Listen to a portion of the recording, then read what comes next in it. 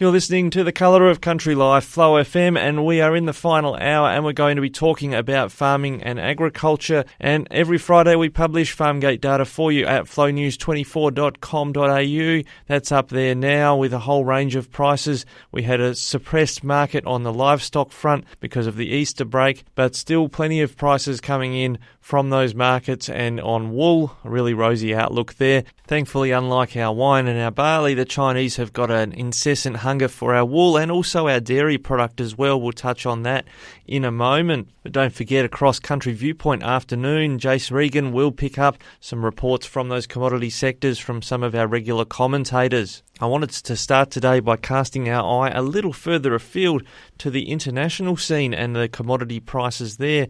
Looking at the United Nations Food and Agriculture Organization, or the FAO, they've put together a comprehensive bulletin that we've also included in this week's Farmgate data on flownews24.com.au. World food prices have risen for the 10th consecutive month in March, hitting their highest level since June 2014, almost 7 years, thanks to jumps in vegetable oils, meat and dairy indices. That's what the FAO said yesterday. The worldwide cereal harvest is also on course to hit another annual record for the 2020 crop once it's all calculated, and the early indications are that there will be a further increase in production this year. The FAO's vegetable oil price index also surged 8% on the month, reaching its highest level since June 2011, almost 10 years, lifted by higher prices for palm oil, soy, rape and sunflower oils. Dairy prices continue to go well. They've risen for the 10th month running, going up 3.9%, driven by a hunger for milk powder, and you can guess where that's coming from. Imports into Asia, especially China, due to concerns over short-term supplies.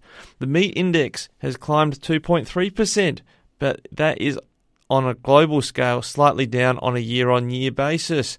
We're seeing in our regular reports we publish on Flow News 24, certainly the beef prices are better than they were last year for Australian producers. Sheep prices a little bit suppressed but still reasonably healthy. The other story I wanted to bring when talking about agriculture and sheep is this research that's come out from the University of New South Wales. They've been analysing which works better for the sheep when it comes to herding them. Are dogs better, or motorbikes, or people? They've found that drones are potentially the way of the future for herding the animals. Using unmanned aerial vehicles isn't new, but they've been now probing the benefits for the animals. They say that the drones can emit sounds to direct the sheep, with lead researcher Kate Yaxley from University of New South Wales, Canberra, saying, "We measured the variations in their heart rates, and we found it to be much lower when using UAVs with appropriate approach speed, and that the animals actually responded to the technology.